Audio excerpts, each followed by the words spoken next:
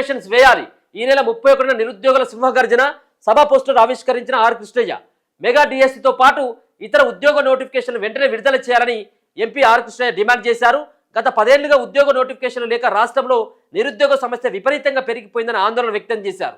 ఉద్యోగ నోటిఫికేషన్ వెంటనే విడుదల చేయాలని డిమాండ్ చేస్తూ నిరుద్యోగ జేఏసీ ఆధ్వర్యంలో జనవరి 31న ఇందిరా పార్కు ధర్నా చౌక్లో తెలంగాణ నిరుద్యోగుల సింహగర్జన సభ జరగనుంది. ఇందుకు సంబంధించిన పోస్టర్ను విద్యానగర్ బీసీ భవన్లో ఆర్ కృష్ణయ్య గురువారం ఆవిష్కరించి మాట్లాడారు. కాంగ్రెస్ ప్రభుత్వం నిరుద్యోగ సమస్యపై దృష్టి సారించి నోటిఫికేషన్ వేయాలని సీఎం రేవంత్ రెడ్డికి విజ్ఞప్తి చేయడం జరిగింది. ఇదంతా కూడా నిరుద్యోగులు చాలా రోజులుగా ఎదురు చూస్తూ ఉన్నారు, ధర్నాలు చేస్తూ ఉన్నారు, రస్తారోకలు చేస్తూ ఉన్నారు. వాళ్ళంతా కూడా ఇబ్బందులు పడతా ఉన్నారు. మీరు ఇచ్చినటువంటి జాబ్ క్యాలెండర్ ప్రకారం ఉద్యోగాల సంగతి ఇక్కడ 1 సంవత్సర కాలంలో 2 లక్షల ఉద్యోగాలు ఇస్తామని చెప్పేసి మాట్లాడినటువంటి కాంగ్రెస్ పార్టీకి సంబంధించినటువంటి నేతలు ఈ రోజు ఎందుకు మాట్లాడట్లేదు అని చెప్పేసి నిలదీస్తూ ఉన్నారు. మీరు పెట్టినటువంటి మేనిఫెస్టో పెట్టినటువంటిదే.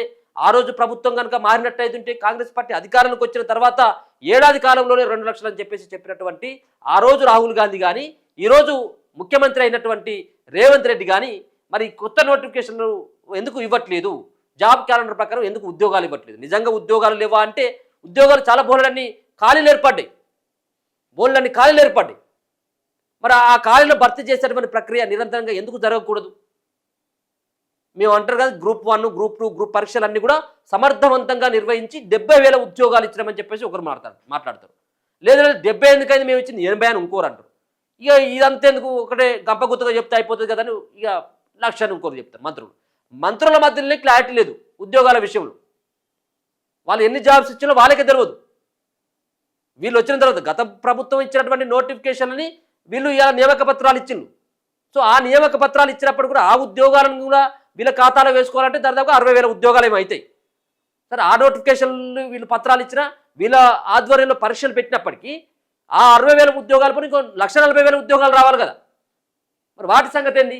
అందుకోసం అని చెప్పేసి 31న ఇందిరా పార్కులో వాళ్ళు నిరుద్యోగుల సింహగర్జన పేరు మీద నిరుద్యోగులంతా కూడా మళ్ళీ రోడ్ల మీదకి రాబోతా ఉన్నారు. అక్కడ ధర్నా చేపట్టబోతున్నట్టుగా స్పష్టంగా అర్థమవుతా ఉన్నది. కళ్ళబొల్లి మాటలను నమ్మం నిరుద్యోగ జేఏసీ. మంత్రులు చెప్పే కళ్ళబొల్లి మాటలను నిరుద్యోగులు నమ్మే పరిస్థితులు లేరని నిరుద్యోగ జేఏసీ నేత ఇంద్రనాయక్ అన్నారు. గురువారం చిక్కడపల్లిలోని సిటీ సెంట్రల్ లైబ్రరీలో నిరుద్యోగులు విలేకరుల సమావేశం ఏర్పాటు చేసిన 40,000 ఉద్యోగాలు ఇచ్చామని మంత్రులు గొప్పలు చెప్పుకుంటున్నారని, ఇక్కడ ఎలా భర్తీ చేశారో చెప్పాలన్నారు. గత ప్రభుత్వం మాదిరిగా చెప్పకుండా కాంగ్రెస్ ప్రభుత్వం నిరుద్యోగుల కోసం ఏం చేస్తుందో స్పష్టంగా చెప్పాలని డిమాండ్ చేసిన గత ప్రభుత్వం కూడా మొత్తం నిర్దాక్షిణంగా నిరుద్యోగులంతా కూడా ముంచేసింది. ఒక ఉద్యోగాలు ఇవ్వకుండా వాళ్ళ భవిష్యత్తును నాశనం చేసింది. ఆ ప్రభుత్వ హయాంలో చాలామంది పిల్లలు చనిపోయారు.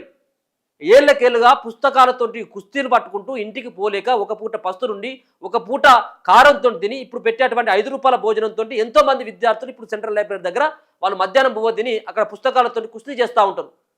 వాళ్ళు దేనికోసం? ఏళ్ళకేళ్ళుగా చదువుతూ ఉంటారు, కుటుంబానికి దూరం. పెళ్ళైనటువంటి వాళ్ళు కూడా భార్యలను వదిలిపెట్టేసి అక్కడికి వచ్చి చదువుకుంటూ ఉంటారు. పిల్లల్ని భార్యను వదిలిపెట్టేసి కూడా ఎందుకు?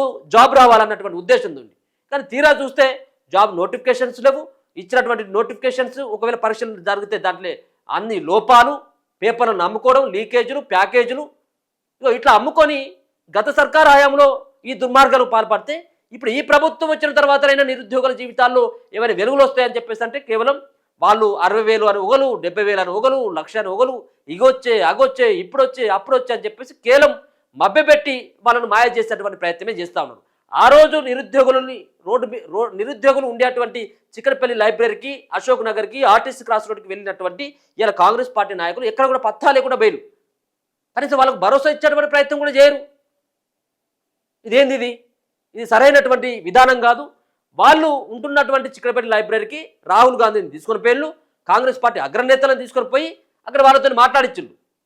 అక్కడ మాట్లాడించుకుంటూ ఏమన్నారంటే వీళ్ళు నిరుద్యోగులు వీళ్ళంతా కూడా ఏళ్ళకేళ్ళుగా చదువుకొని ఉంటా ఉన్నారు, పెళ్ళిళ్ళు కూడా అవుతలేవు, వీళ్ళకి పిల్లలు కూడా ఎవరు ఇస్తలేరని మాట్లాడి ఇవాళ వీళ్ళు ఏమంటారంటే కాంగ్రెస్ వాళ్ళు ఏమంటారంటే ఇవాళ రోడ్డు మీదకి వచ్చేటువంటి కొట్లాడేటువంటి నిరుద్యోగుల కోసం కొట్లాడేటువంటి వాళ్ళందరూ కూడా చదువురానటువంటి వాళ్ళు, చదువురాని మొద్దులను ఒకరు అంటారు. వాళ్ళు అసలు వాళ్ళు విద్యార్థులే కాదు, వాళ్ళు నిరుద్యోగులే కాదని ఇంకోలు అంటారు. ఆ రోజేమో వీళ్ళే నిరుద్యోగులు అని చెప్పేసినటువంటి కాంగ్రెస్ వాళ్ళు ఇలా వాళ్ళు నిరుద్యోగులు కాదు, వాళ్ళు రాజకీయ స్వార్థం కోసం వాళ్ళు రోడ్డు మీదకి వచ్చేటువంటి వాళ్ళు అని చెప్పేసి అంటారు. సరే, ఉంటే ఉండొచ్చేమో ఒకరిద్దరు, అందరైతే కాదు కదా. సరే, మీ బాధ్యత ఏంది? వాళ్ళు వస్తున్నారా, ఇంకోరు వస్తున్నారా, అది అనవసరమైనటువంటి విషయం. మీరు కావాల్సింది ఏంటిది? మీరు ఇస్తానన్నటువంటి ఉద్యోగాలు 2 లక్షల ఉద్యోగాలు ఇవ్వాలి కదా. మీరు మరి 2 లక్షల ఉద్యోగాల కోసం వాళ్ళు నిరుద్యోగులను వస్తారు, లేకపోయినట్లయితే చదువు రానులైన వస్తారు రోడ్ల మీదకి. మీరు వాళ్ళే కొట్లాడాలని ఏమున్నది? నిరుద్యోగుల రోడ్ల మీదకి వచ్చి కొట్లాడాల్సినటువంటి అవసరం ఎందుకు ఉంటుంది?